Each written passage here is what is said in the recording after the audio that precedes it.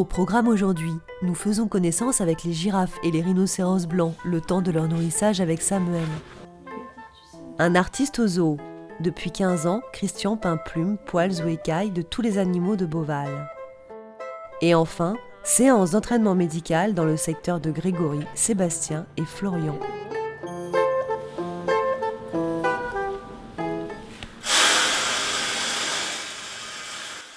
En parc zoologique, davantage de naissances de mâles girafes sont enregistrées. Or, les girafes vivent en harem, un mâle pour plusieurs femelles. Certains zoos, comme Beauval, reçoivent donc les jeunes mâles qui repartiront dans d'autres zoos lorsque ceux-ci chercheront des mâles reproducteurs. Joseph vit dans ses propres appartements. Il est dominant et doit être séparé des autres membres du groupe pour éviter les bagarres. Il semble qu'il préfère la compagnie des soigneurs à celle de ses congénères. C'est une girafe qui a été élevée au biberon et c'est la seule girafe dans le groupe qu'on peut caresser, approcher sans risque. Il est curieux, il est collant et il réclame toujours les caresses. C'est au tour des rhinocéros blancs de sortir. Même si les soigneurs restent protégés par des barrières, leur réputation d'animaux agressifs est totalement fausse. Les rhinocéros adorent le contact avec les soigneurs.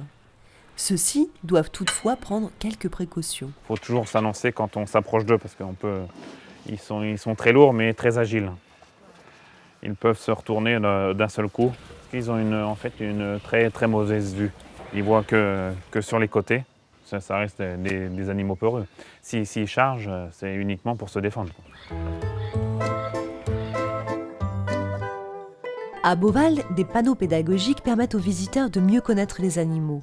Le responsable, le voici dans son atelier, justement en train de peindre les nuages de nouveaux panneaux. Tous les ciels sont nuageux, mais on ne s'en rend pas forcément compte. Mais si tu fais un ciel vraiment tout bleu, ça n'a aucun intérêt. Ça fait carte postale, ça fait... Non, ça n'a pas d'intérêt. Dans le ciel figureront les textes préparés par le secteur pédagogique de Beauval en relation avec les soigneurs. Christian se documente aussi sur les animaux à dessiner et leur milieu. Ça s'appelle un siffleur du Chili. Ça s'appelle un siffleur parce qu'il siffle. Et du Chili parce qu'il habite au Chili. C'est le mâle qui dirige un peu tout. C'est même lui qui s'occupe des petits, des œufs. Enfant, Christian collectionnait les figurines animalières. Après les beaux-arts, il travaille au Jardin des Plantes, où il dessine déjà des panneaux pédagogiques. Il rencontre alors Delphine Delors, et c'est le début de sa collaboration avec Beauval. Les peintures de Christian sont naturalistes, mais toujours à la recherche d'une esthétique. Il y a un moment où l'animal, je le trouve vraiment moche. Mais c'est normal, je suis obligé d'en passer par là. Et après, il faut faire de la chirurgie esthétique, en fait. Cela fait maintenant 20 ans que Christian travaille pour Beauval. 20 ans que ses œuvres embellissent le parc, avec parfois quelques anecdotes. Un jour, j'avais fait un tigre pour les tigres de Sumatra qu'on a dans le parc. Et Madame Delors, elle était passée, elle avait dit votre tigre, il est trop agressif, il va falloir me le refaire.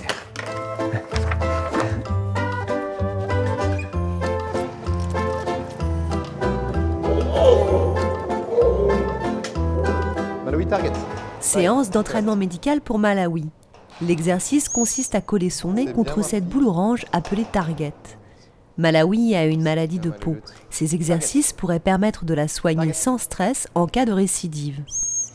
C'est bien ma fille. L'objectif qu'on va chercher après, c'est avec le Target, de la décaler, le faire vraiment se coucher le long de la grille pour pouvoir vraiment la manipuler à travers et après peut-être envisager à certains endroits, ils arrivent même à faire des prises de sang au niveau de la queue en fait.